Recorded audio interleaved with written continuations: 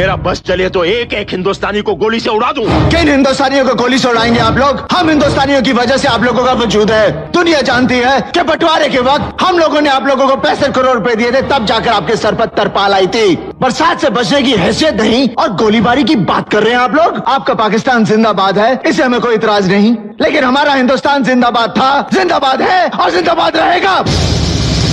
हिंदुस्तान जिंदाबाद।